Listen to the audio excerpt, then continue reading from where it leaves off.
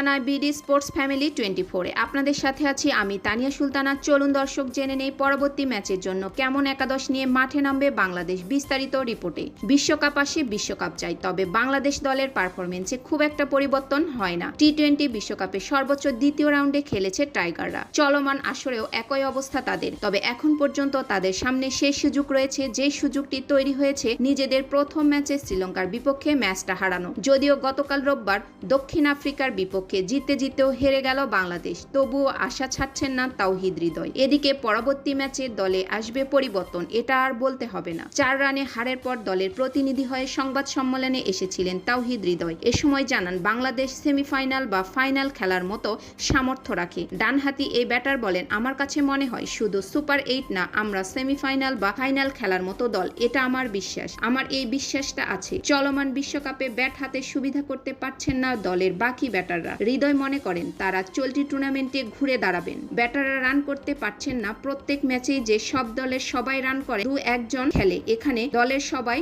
Run করে না, 11 জনই খেলে না। যে 2-3 জন খেলবে সেদিন যেন খেলাটি শেষ করতে পারে, এটা আমার ব্যক্তিগত মতামত। যদিও দক্ষিণ আফ্রিকার বিপক্ষে হেরে সুপার 8 ওঠার লড়াই হয়ে উঠেছে কঠিন, তাই বাকি 2 ম্যাচ বাংলাদেশের জয়ের কোনো বিকল্প নেই। আজ মাঠে নামবে বাংলাদেশ নেদারল্যান্ডের বিপক্ষে। খেলাটি অনুষ্ঠিত হবে বাংলাদেশ সময় রাত 8:30 মিনিটে। তবে এখন হবে নেদারল্যান্ডের বিপক্ষে টাইগারদের সেরা একাদশ। জেনে নেওয়া যাক ওপেনিং এ জায়গা হারিয়েছে শাম্য সরকার, তবে পরের ম্যাচে শাম্য সরকারকে ফিরিয়ে তানজিদ তামিমকে বসাতে পারে ম্যানেজমেন্ট। আর সেই ক্ষেত্রে ওপেনিং এ দেখা যাবে শাম্য সরকার ও নাজমুল হাসান শান্তকে, আর শাম্যকে না ফেরালে তামিম শান্ত জুটি দেখা যাবে। 3 নম্বরে ব্যাটিং করবেন অফ ফর্মের নায়ক লিটন কুমার দাস। শাম্য লিটন একসঙ্গে বাদ পড়বে না কখনো। 4 নম্বরে ব্যাটিং এ আসবেন সাকিব আল হাসান। লাস্ট 2024 সালে কবে একটা ভালো ইনিংস উপহার দিয়েছে মনে করাই দেয়। তার ফর্মে ফেরাটা দলের জন্য খুবই গুরুত্বপূর্ণ। 5 নম্বরে দেখা যাবে বাংলাদেশের এই মুহূর্তে সেরা পারফর্ম করা তাওহিদ হৃদয়কে। শেষ ম্যাচে